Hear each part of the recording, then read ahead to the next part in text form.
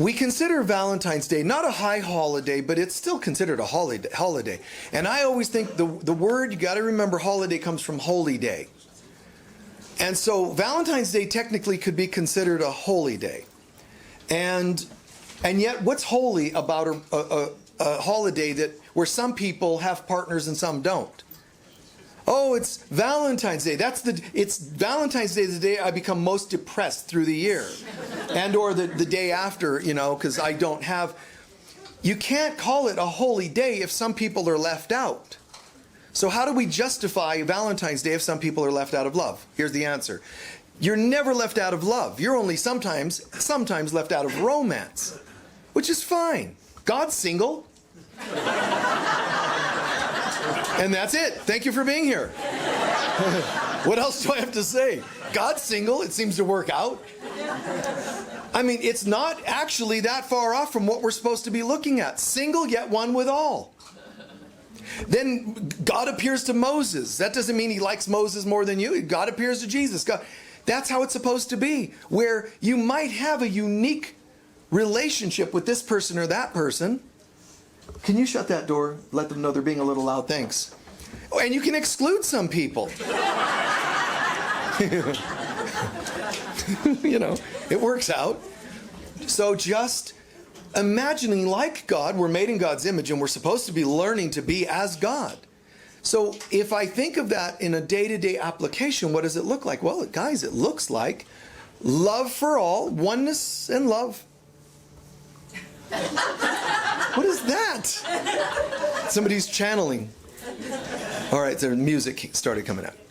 Stop it. All right. So love for all, but God speaks to Moses, God speaks to this person, that person, men, women, black, white, etc. It's the same for you and I. We can have a unique, there's nothing wrong with that at all, to have a unique relationship. So I can love everyone but not live with everyone. How are you going to live with 8 billion people at once? So it's never been, meant to be such a daunting thing, such an overwhelming thing. Well then, how do I love everyone? Well, just the concept to love everyone first, the concept. Secondly, who is in front of you? Start with those people. Well, I wanted to trade them in on some better models, You don't have to like their behaviors, but can you refuse to hate people and still affirm that there's a light in them? You got to really still, learn your part. I mean, it's such an amazing thing. The way relationships are treated anymore, what people think they are. They're thinking these are supposed to be some fantasies. This is not a fantasy about romance. There's two kinds of relationships we all have. Gifting ones and karmic ones.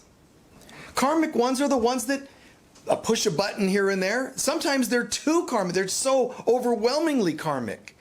But why do I have any karmic relationships? They can only ever be lessons that I missed somewhere else that have backed up on me.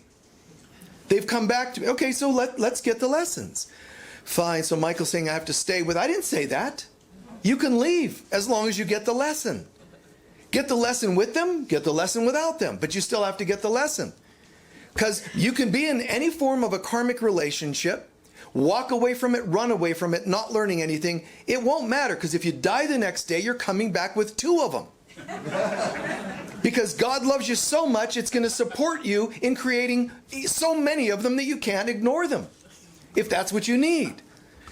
But the work you and I have done on any relationship ever has always paid off and become what's called a gifting relationship. If you've ever had a decency, I don't care if it's a loving, supportive relative. It could have been a psychic you went and saw. They took your hand with greater warmth than most people and put their hand on your shoulder and said, it'll be okay. That's kindness. That's the Divine Mother coming through people. So it's like, wow, that was a gift. It's not, things are not arbitrary like people think they are. They're gifts or they're karmic. The things I work on karmically always become gifts. The gifts never become karmic. The gifts are permanent. So I want to shift all of my karmic relationships in this direction. Now, but the human race has been so messed up and programmed ineffectively, in a sense. Speaking positively, it's ineffective, but it's not ineffective in terms of the negative and confusion that the ego likes to perpetuate on this planet. Even religion. Well, we don't believe in divorce. You have to stay with somebody, even if you find that this is not working and it's karmic. That's not what God wants. Or you say, like in religion, sometimes they say, well, marry Christ, marry Jesus. How did that work out for nuns and priests? A lot of them are not that happy. You don't see a lot of joy and exuberance in a lot of traditional religions. This idea of marrying God should be like, you should be spinning and dancing and twirling. You should be picking flowers and, you should look like you're stoned all the time. I noticed I started to sound like someone that's stoned, So, it should look good. It shouldn't be just this frown. So it's, and I'm not criticizing it really. They do what they want to do. But I'm saying we've been programmed that that's what loving God looks like. You used to be happy, but now you have to devote to God, so you got to let go of that happiness. It's almost like you have to trade in your heart for a relationship with God. And that all that does is it's an ego way, another ego way of disturbing people, discouraging people. You don't really want to get too close to God, because what happens is you get no money, you get no sex. That's why they call them nuns. Sorry. You got to admit, they got a bad habit. Bad habit. Anyway. So it's, now mind you, there are very, truly devout nuns, priests, monks, rabbis, absolutely. In every tradition, the most fundamental traditions have truly devout, attendees as well as leaders. That's absolutely true. I'm just saying, by and large, the ego has infiltrated so much of religion to make it look discouraging, to make it look like if you become spiritual, you're going to lose something. And that way people go, well, I don't want to become too spiritual. So to me, that's kind of, that's kind of disturbing. There's even people, there's some religions where they tell you, even children, like 10-year-olds, we want you, honey, mommy and daddy want you to marry Jesus. And, the kid's like, okay. They don't even know what that means.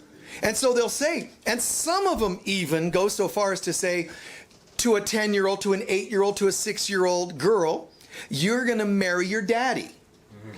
Why? Because you're going to promise daddy that you're never going to have sex until you're married. So these kids are like trippily, pervertedly married to their dads in a ceremony. I mean, if that doesn't twist your mind a little bit. But also the devotion to Jesus. First they tell you what Jesus is like, then tell you to marry him. And it doesn't go well, because they didn't tell you. This is a Christ consciousness that you are. When you marry Jesus, you're actually marrying Christ within yourself. You now have a fusion of a masculine and feminine alchemy within your being. Now you're electrified. You're awoken. You're just glowing with light, because you have this divine marriage, this alchemical marriage within your being. And that's not what they're teaching him. Marry Jesus and don't do anything wrong ever, because he's watching. Okay, just tension. So there are alternatives, and that is to come to understand what it means. To say I'm marrying would be too odd for some people to. I don't have a problem calling it that, but for you, you might say just committing to awakening Christ within yourself. Christ as a consciousness. And, so that can mean that Jesus as a being, a brother, an elder brother, can start connecting with you and working with you. Because, it doesn't have to be that. You can think of it as higher self or whatever's going to work for you. But it's true that there are elders, males and females, and of every culture and race that have reached mastery and serve us from the other side, nurturing us forward in God's plan for salvation, God's plan for humanity to all awaken. So it's kind of cool. We got all this really great support behind us on this. So it's like it can't go wrong. This is going to happen no matter what. Mankind's going to wake up. But on the way, one thing that can happen is if you devote to awakening the Christ, do it any way you want that feels comfortable to you. But I'm saying one way is that when you devote to Christ, you can actually have the way you sometimes could have visions with Yogananda, as a guru, as a teacher. But also, Christ, as Jesus, was given the keys to the universe, not just to a dimension, a planet, a master, one level or another. It's entirety, because Christ is who we are. We are entire. We're one with all. So you can have this relationship nurtured. And it's kind of interesting to me because you think, okay, well, Saint Germain's going to kind of have this energy, and Archangel Michael will have that energy, and Mother Mary, and all these traits that great masters have. And it's kind of interesting because some of them talk about higher dimensionality. One's going to give you a purple aura. Another one's going to give you a diamond-like thing in your third eye. It's all really cool. And then it seems a little bit of a bummer. What does Jesus offer? Oh, that, Can I have another master as my guide, Because in reality, not only have we been programmed a negative connotation for Jesus, but if you really ask Jesus, what are you going to gift me? This one's going to give me a diamond third eye. That one's going to give me a purple aura. This one's going to give me intuition. What are you going to give me? He's going to say, I am mainly going to help you work on your relationships. And it's going to be like, that's it? I can call whatever version of modern day Dear Abby for that. I mean, I don't need Jesus. And you don't understand. I'm going to make your relationships holy. I'm going to help you work on karmic ones so that you don't have them. You think you want a diamond-like third eye. You think you want a purple aura. But get with the wrong people and it's going to pretty much snuff out your diamond third eye. It'll turn it to coal, and your aura is going to go from purple to black. It's not going to help. We want to give you life and consciousness, because how are you going to have good relationships? Some of us assume that means, oh, it's time for my twin soul, my soulmate. That's what I want, a lottery and soulmate. And then you end up with a partner who steals your money from the lottery, and they're gone, and you're just up creek again. So it's true. I want holy relationships. Some of us don't even know what that means. I'm ready to have total peace that surpasses understanding. I'm ready for my consciousness to lift to a level that I never really understood it could be. How? Holy relationships. Okay, how do I get those? My ability to love and forgive. And I start taking my agendas off of everybody. I start just knowing that I refuse to hate anyone, and I affirm that there's a light in everyone. And then this transformation starts to take place. In other words, Jesus is going to say, look, I, like any great master, but I'm the master of masters, as the other masters refer to him, master of masters. I'm actually going to be able to keep an eye on everything. And I am going to give you assignments. Really? Is it going to be the special breath technique? And is it going to be, reciting something in a way that does, or decrees and affirmations? And it's great stuff, especially if you think it's going to be like, I'm going to become more prosperous. Jesus is going to give me a Mercedes. Because that's what a lot of people want, is stuff. And he's going to say, we're going to work on your relationships. And they're all going to become holy. Because when you have a holy mind, you will be able to have the power to manifest anything else. Cars, jobs, they come easy when you have holiness. When you stop projecting your stuff onto others and then wrestling with that stuff when it manifests in others, because it's mirrored back to you and they wrestle with you and they become a pain in the butt, these people out here, but all they're doing is mirroring the unhealed wounds. If we can get you there and work on that, you will have a peace that surpasses understanding. You can turn a rock into a nugget. You can do anything, because this world's an illusion. The only reason it seems like it has power is because of the judgments we have on ourselves and others. Holy relationships means taking that judgment off of ourselves and others, and then all of a sudden we're miracle workers. We think we become miracle workers who might have a relationship that goes well or not. We become holy in our relationships, then every other power is given to us. That is what people have forgotten. It all comes back to relationships with God, relationship with self, relationship with others. It all comes back to that. So it's interesting because if we devote to Christ as our beloved, it doesn't mean don't have partners or lovers. It just means my spiritual commitment is totally here. So I make my commitment. Jesus has this way of working in and through us. If you're triggered by Christianity, when I say Jesus, don't be, because he's not into Christianity either. I mean, not in the like fear-based sense, okay? So Jesus is not associated with the religion. And nor any great master of history are they really much related to the religions that came after them. They're really not.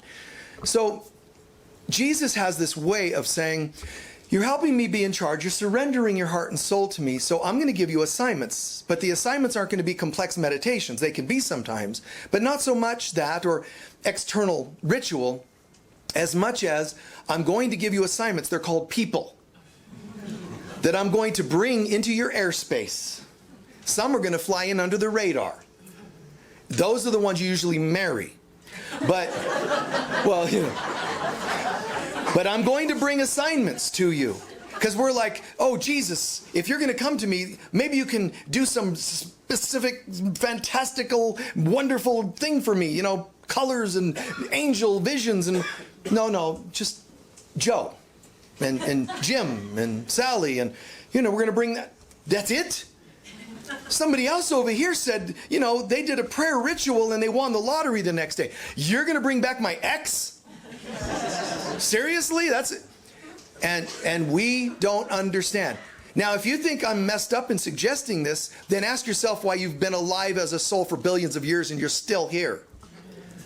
Apparently, you don't know your own best interests. You don't know how to get yourself ascended. So just live dangerously for a moment and hear me out. That it's possible that the thing we missed was relationships. You tried fasting.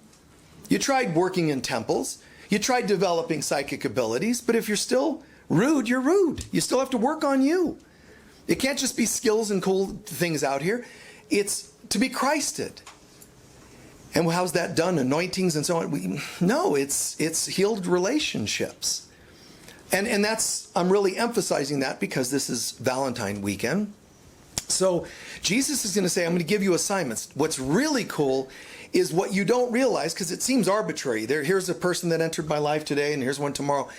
This is all very tactfully woven together. You're being recreated as a network, a complex network of oneness. It'll seem like arbitrary. And by the way, how do these assignments come to you? I said, you know, people coming into your life, they come into your life in dreams, visions, synchronicities, spontaneities, radio, a song on the radio. That's how this works. So it's not just one direction. There's this thing called Jesus, but Jesus is known to us because he became remembered, Christ.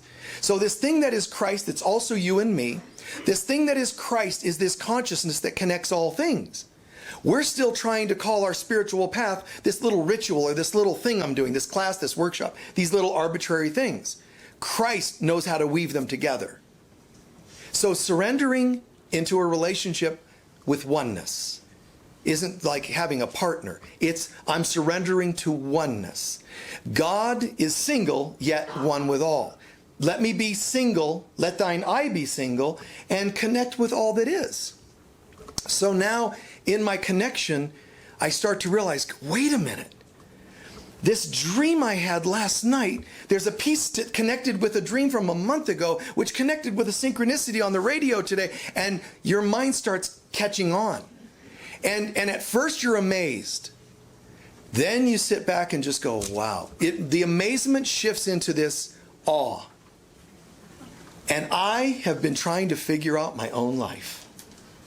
This thing that is beyond me knows exactly who to bring in, how long to have them there, how to bring them out if we've done what we can, no further healing at this time, gently out. It doesn't have to be dramatic.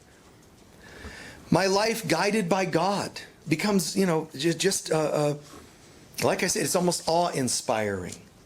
It's just, you start to sit back and go, you got to be kidding me. This happened like a week ago where started the day with a specific thing because we're doing this 1-year course on spiritual awakening, which includes all this Course in Miracles workbook lessons. And that and this book called Jesus Calling that we're using as well. There was this one day where there was a specific theme that had to do with sort of surrendering the day and watching efficiency, spiritual efficiency kick in. So I'm like, okay, so I did my day, did my morning. I swear, I left the house, things were like 10 times more connected and efficient.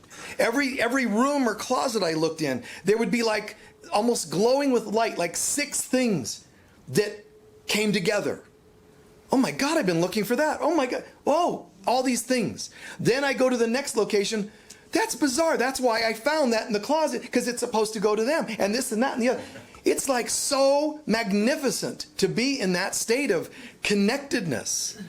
And we're supposed to be there all the time. And that does happen for me a great deal. But yet, still, as a human being, when it happens 10 times more than usual, it can almost feel overwhelming. Because part of us is going to go, the ego is going to go, this can't last. Just don't even care. Just go, I don't care. It's happening now. And then another part's going to say, you know, your brain's going to short circuit if things keep happening so well. And then your head's going to go, well, wait a minute. Why do we want Spirit to do everything for us? Don't we have any say so? Just hear it and let it pass. Get behind me, Satan, that kind of concept. Because they're just ego ploys, because it's going so well. Human beings, when they recognize the value of holy relationships, have to get used to everything going well. You know, and you're going to think, this is a trick. You know, just move on. And get back in the zone and get back in the zone. Every time we slip, just get back in the zone. These things, like I said, will seem arbitrary, but they're not arbitrary at all. This is God saying, welcome home. This is just a taste.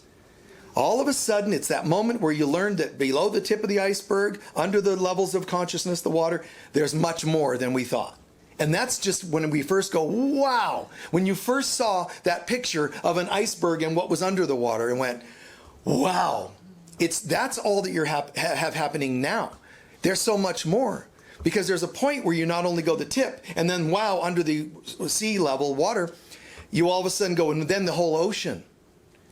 Now the iceberg, even underneath the surface, looks nothing, right? To like nothing. Then you'll go, the water, the ocean. What about the universe? Oh my God, the sea of universe. The universal cosmic ocean. Now the ocean seems small. And then you go on the universal cosmic ocean that they call indescribably large. And they say it's something that is infinity. They think the universe is infinite in consciousness, which isn't true. That's what they think because they can't find the edge. So the universe is infinite because there's no known edge, because it's us.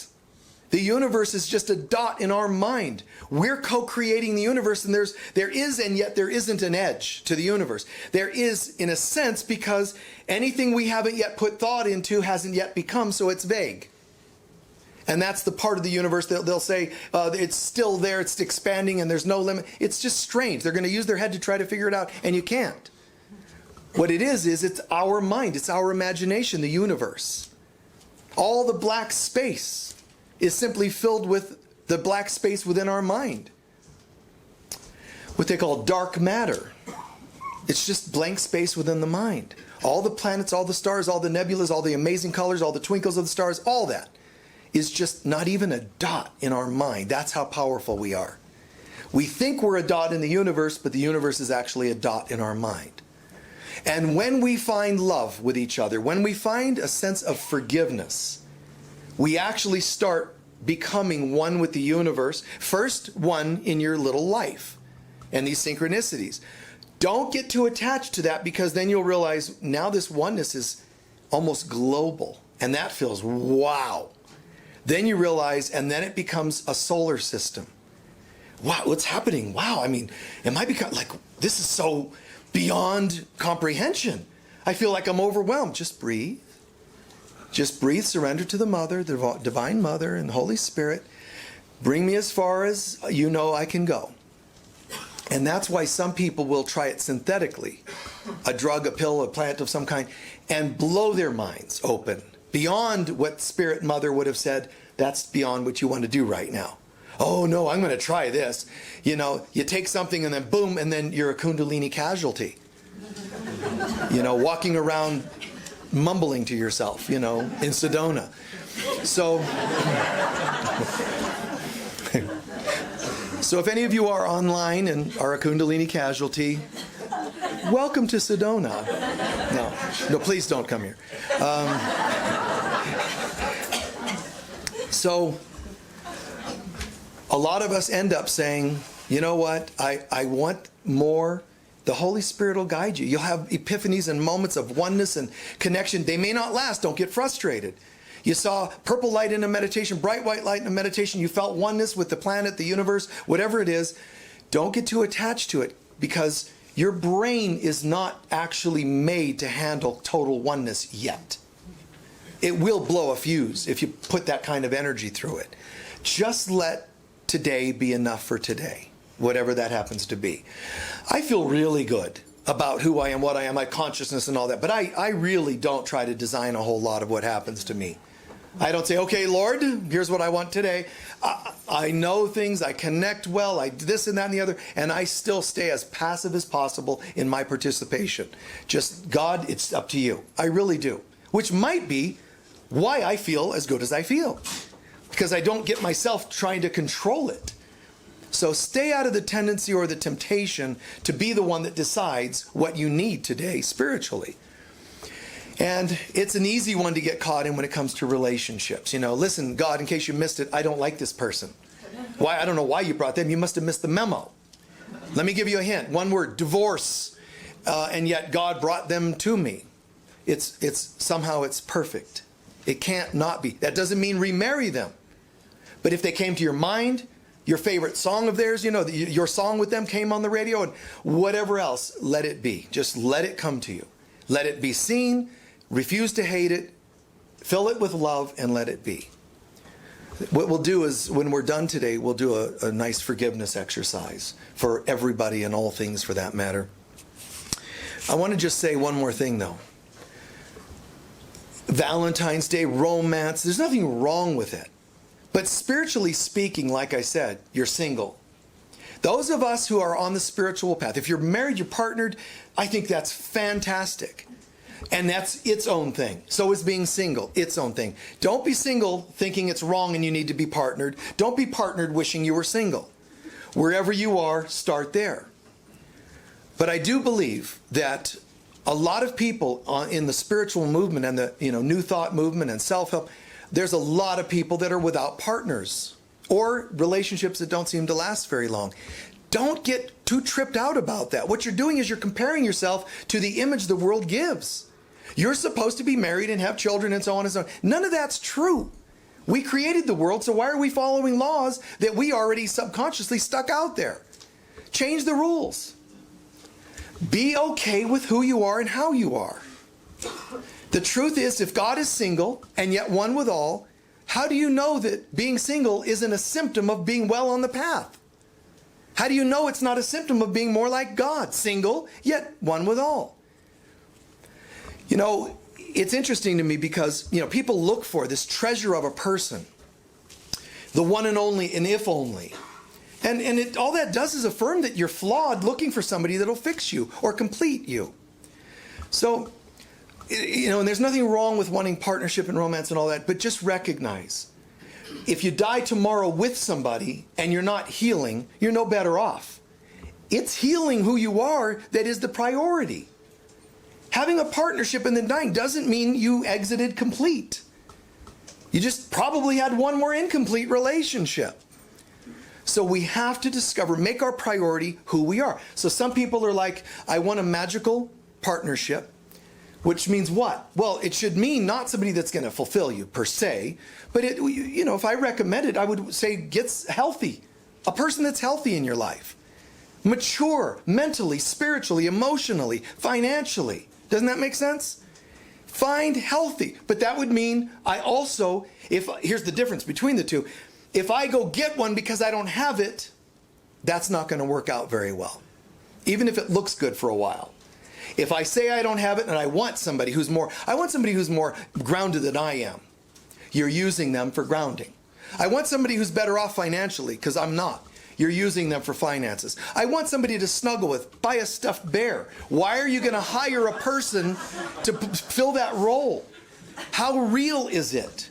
Bring a healthier self to others to share relationship. Not to give and not to get, but to share. To me, that's divine romance. Now, when I say, find someone who's just more mature spiritually and mentally, I scribbled down a couple of notes about personal comment here. I'm going to share this with you. Now, those of you who know me, I am, as a speaker and all that, I'm internationally known. I've been on the path for a long time. Very spiritual, mentally, emotionally mature, and so on. All these things I teach, I feel pretty good about those things. Yet, I would absolutely be the worst partner you could ever have. So I'm telling you, get healthy and get somebody who's wonderful. Great, I'm wonderful. And I would be a terrible partner for anybody. I'm like a bummer, a bore, for most people. So I scribbled these notes. For example, if somebody were with me 10 years, they would say the following testimonials about Michael. You will never have been on a vacation because I've never taken a day off in my life. So you will never be on a vacation if you're with me. Yeah, it's promising, right? I will definitely be making my spiritual path more important than you. You would almost never expect to be sitting down and dining with me. You're going to have your steak and wine. I eat raw dough. I don't eat normal foods. It's true. That's me. I just don't eat normal food. So it's not like, we're going to sit at, I have a dining room table. I've never sat at it. Not once. It's kind of interesting. I don't know why I have it, but it was gifted, so I have a table and it's a nice dining room set. I don't do that. I don't go to the table. I walk into the kitchen. If I have whatever it happens to be, a bowl of raw, cake batter, I spoon it, and I do that, and then I'm done. What am I going to do? Go to the dining room table, light a candle? It doesn't make any sense. By the time I get to the table, I'm already done with dinner. I just, a dozen scoops. But anyway, I've always been willing to buy any partner or friend, intimate friend, anything they want. If I have the funds, I don't keep money. If I have it and you want something, always. But you better ask. Because if you don't tell me what you want, you're not getting anything for Christmas. I'm serious. Not for your birthday, but I don't want anything either. That's just how I am. And then, it's sounding good, right? So there's no specialness. It's not like, I'm going to make you feel like special. It's not going to happen. I've almost never slept in the same bed, even when I was married. Fun, huh? Even when I was married, it was the strangest thing. Almost never slept in the same bed with partners. It's because in the middle of the night, things happen. They come to me. I'm awake.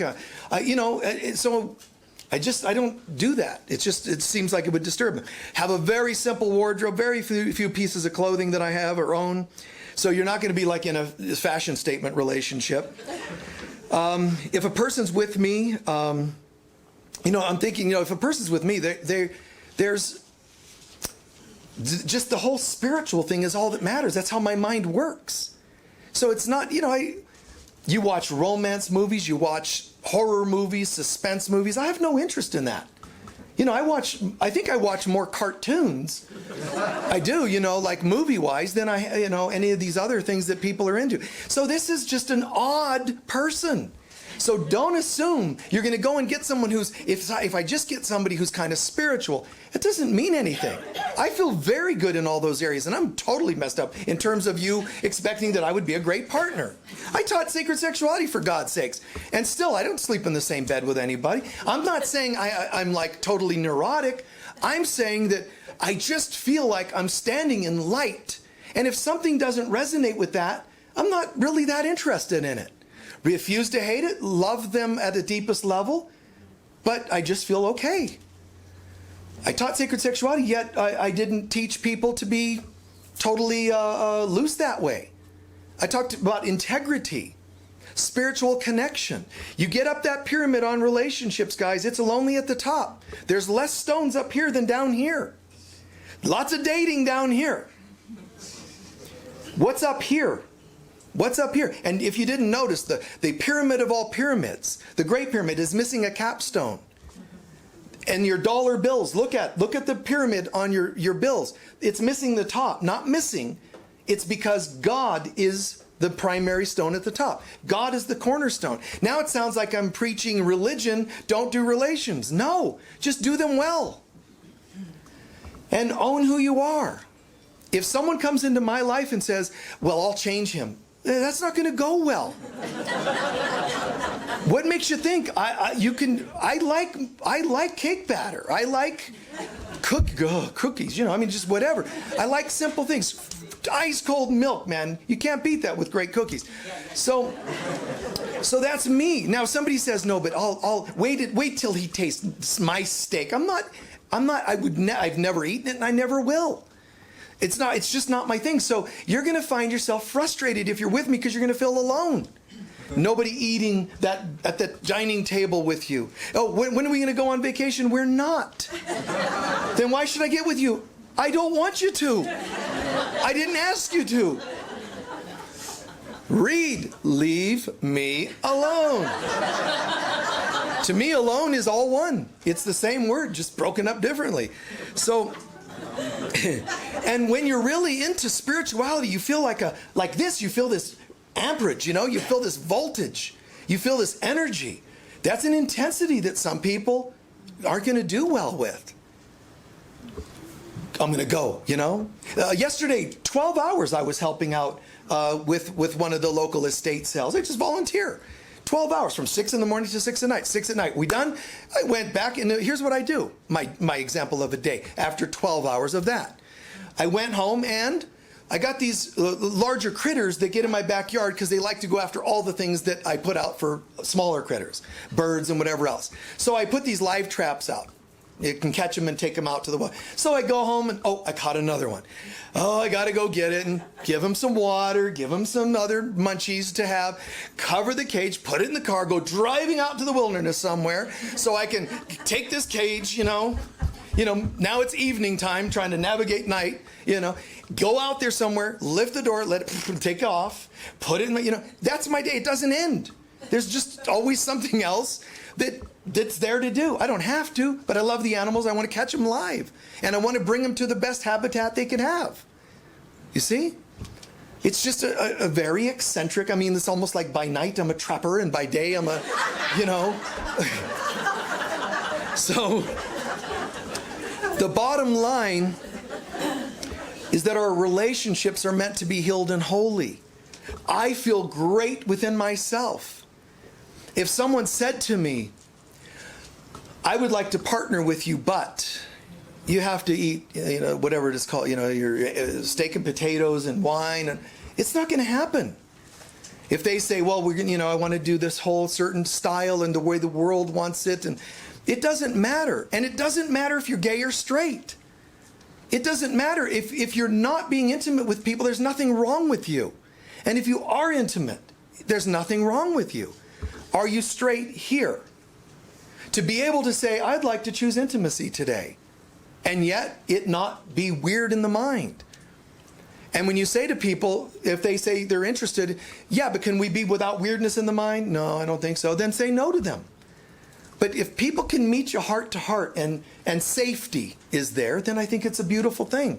There's a quick story I'll share as we're coming to a close, though, but a quick story.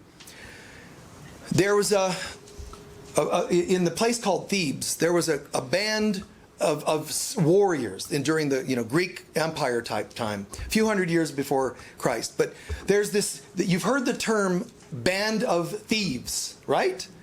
Band of thieves. That actually came from the sacred band of Thebes.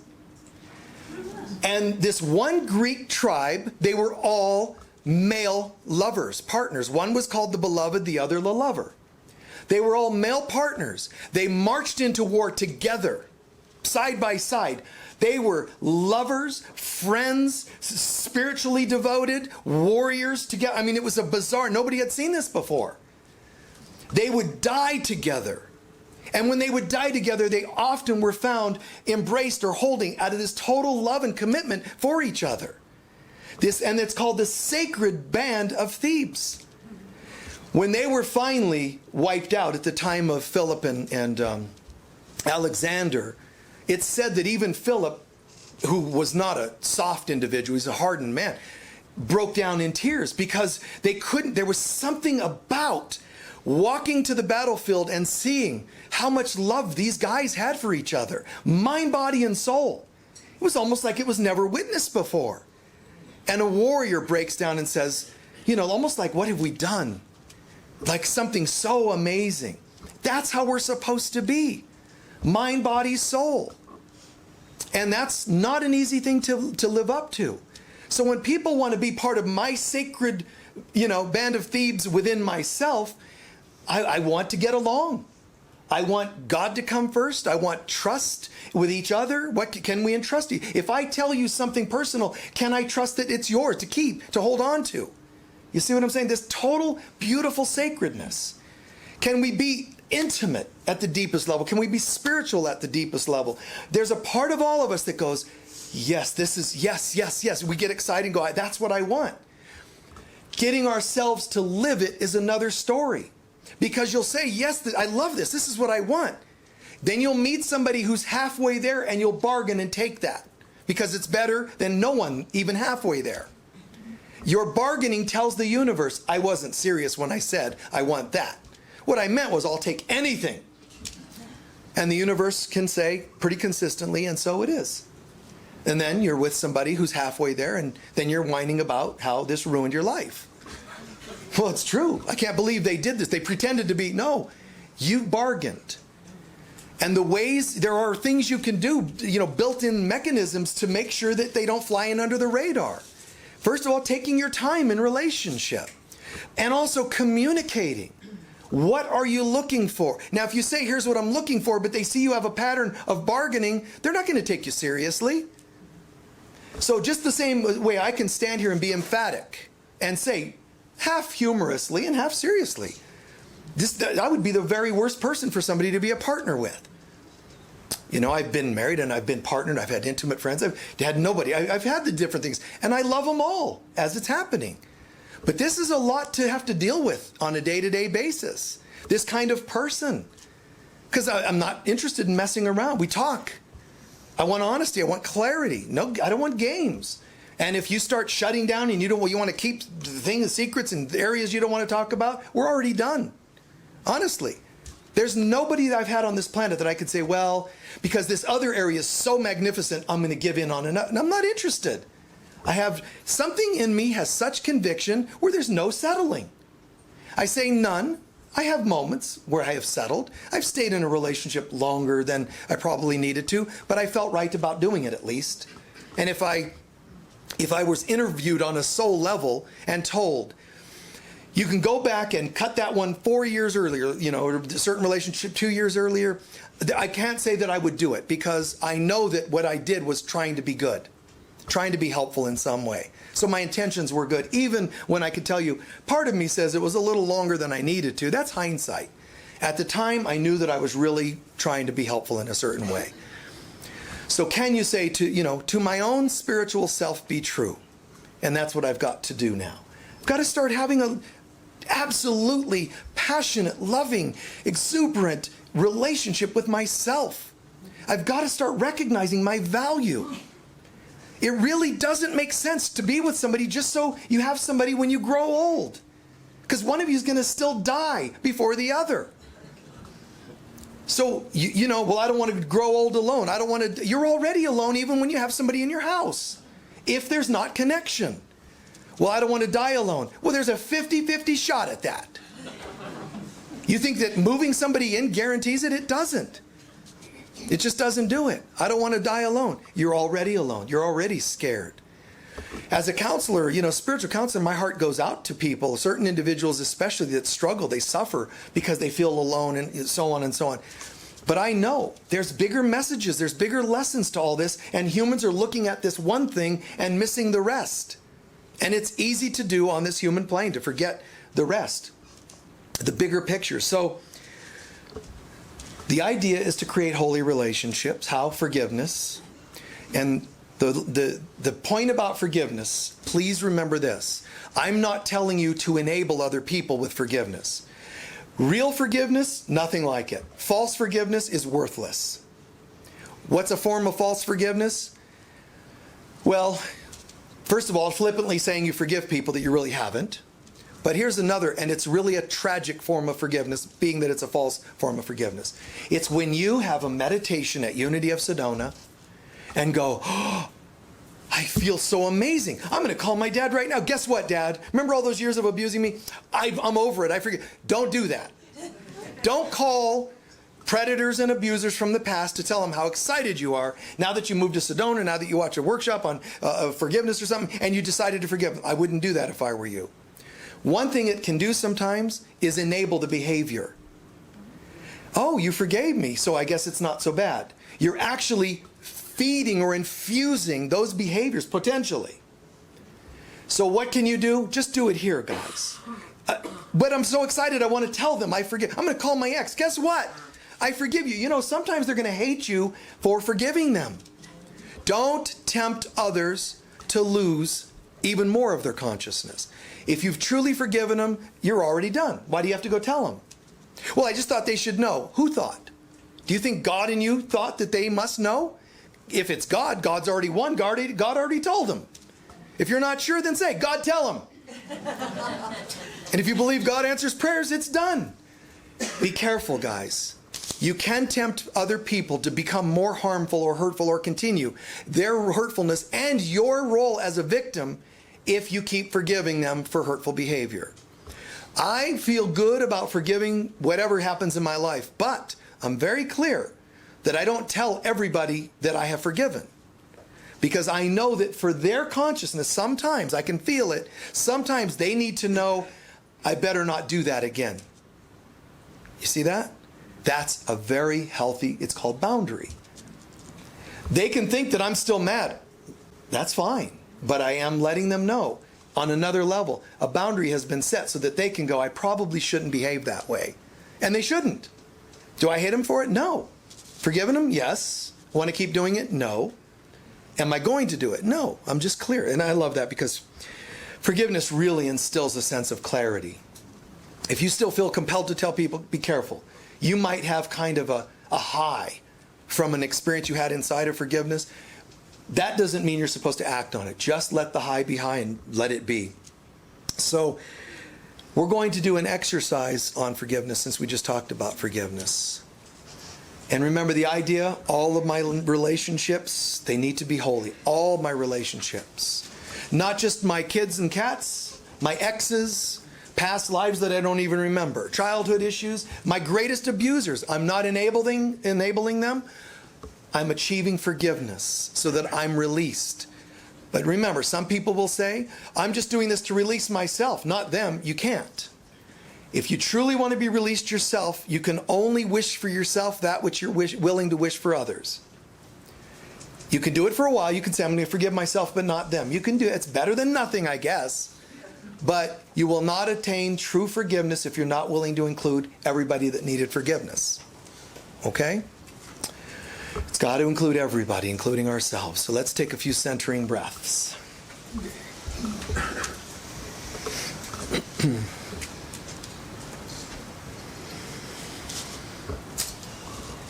Good.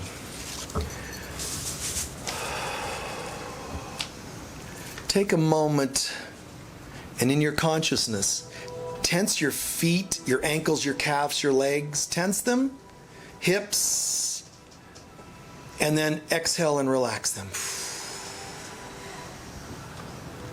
The whole torso, front, back, sides. Inhale, tense them all.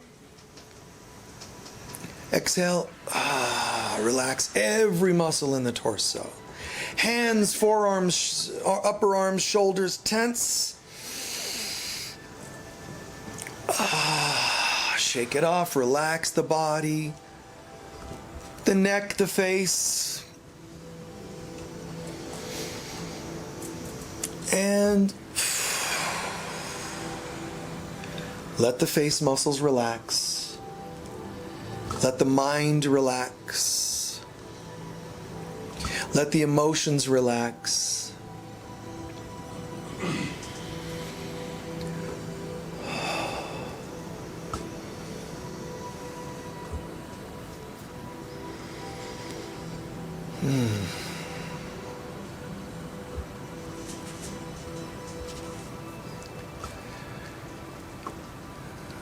Now be aware of shifting your being into a place that's very sacred and very light. A sacred temple, this room, your room, wherever you are, heaven, whatever you perceive to be, this beautiful, sacred, lit place. Listen to the music, the notes in the background if you can hear them. And let that just accentuate this beautiful, sparkly, celestial space of light.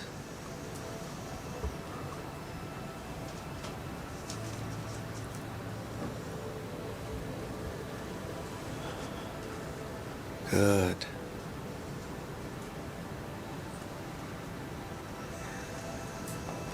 This is the room of potential, all potentiality. This is the room you can go to co-create with God a new life. This is the room called the room of forgiveness that can change any pattern in our life and being.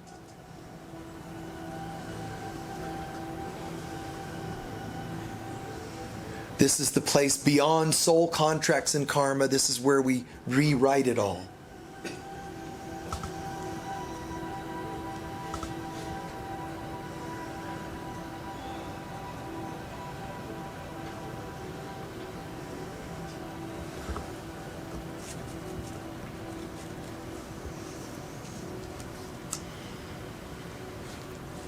And then we're going to recite half dozen or so comments. Really, really hear it, think it, feel it, say it. Let it rest on all levels in the consciousness. Be aware that all around us, we're still in this light, this room of sacredness and light. We're totally safe and protected. But around us are all people we've ever dealt with in any way that we harmed or were harmed by.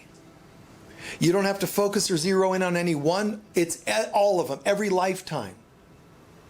Whether they've hurt or harmed us physically, emotionally, mortally, psychologically, they're all around. Just be aware that they're there and you're safe and centered.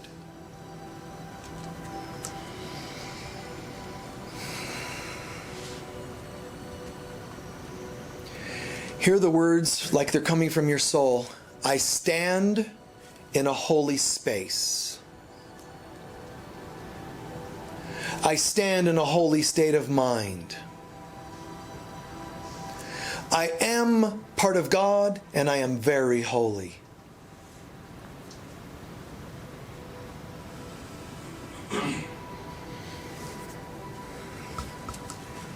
You can repeat this to yourself quietly or out loud. Those of you who are repeating it out loud or quietly, repeat after me, please. I forgive what I know you did to me. And similar things I have done to myself and others. Give that a moment. Don't assume you've never done anything like it. Let it come to mind what it might have been. If nothing comes to mind, doesn't matter. We said it anyway.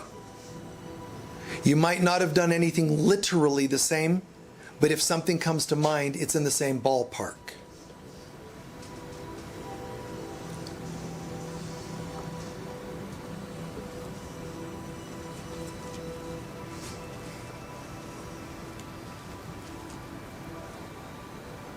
And just see the light that is you and the light of that room just blessing, just shining towards that person, releasing them. Repeat after me. I forgive what I believed you did to me. And similar things I have done to myself and others. Sit with that for a moment. I changed the word from what I know you did to what I believed you did. Overall, it's the same sentence, the same concept, but it's what I believed.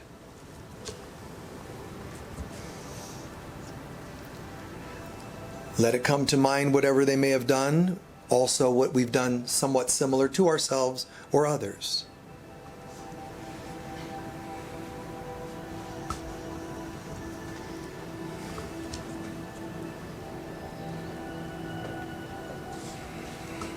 I forgive what I thought you did to me, and similar things I have done to myself and others.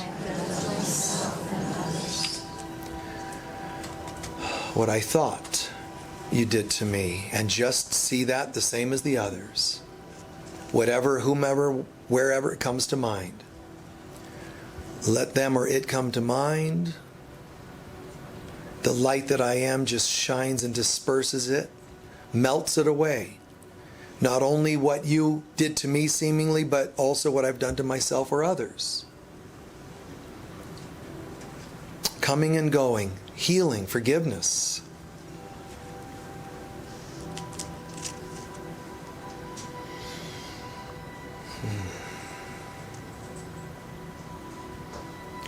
I forgive what I felt you did to me,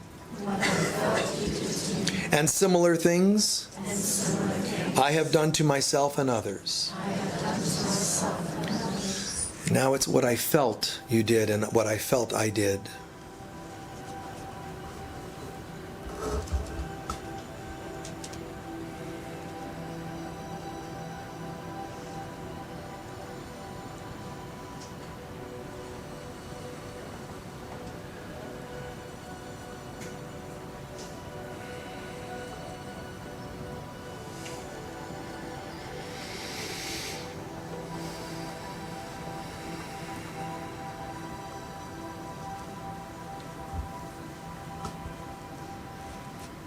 I forgive what you seemed to do to me,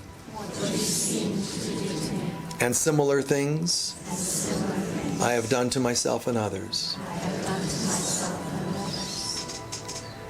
Now the focus is on what seems to have been, the experience itself. Forgiveness for them, dispersing it all with light, forgiving ourselves and others.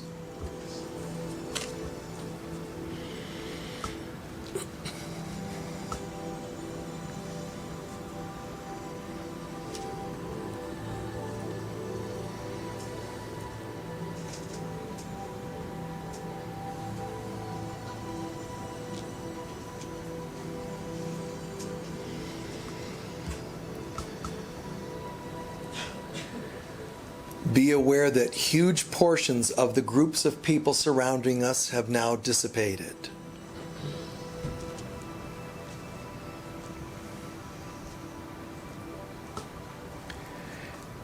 And then repeat, and I forgive everyone else. And I forgive everyone else. Everything else. Everything else. And I release you. And I release you. And imagine that all remaining people, beings, memories, experiences are gently fading as your light expands from the room you were and were in. It expands infinitely, shining out, dispersing it all. Gently, consistently, out and out.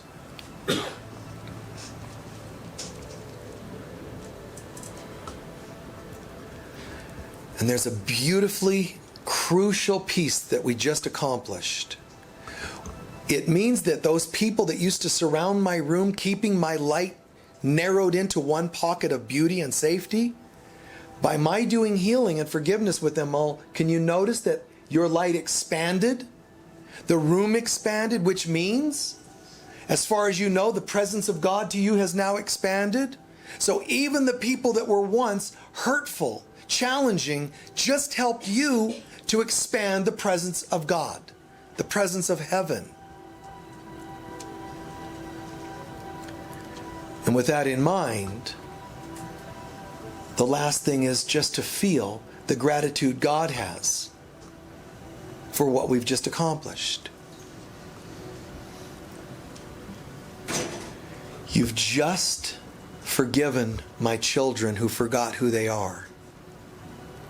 In so doing, you give them a chance to restore themselves. You give them a chance to open up to allowing me to help them restore. You're being a light worker. I don't want you to get hurt. But if and when it happens, I want you to do spiritual due diligence to change the experience somehow.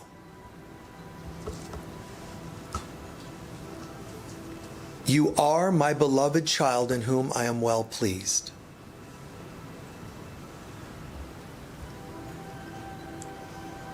And then gently relax and stretch out again.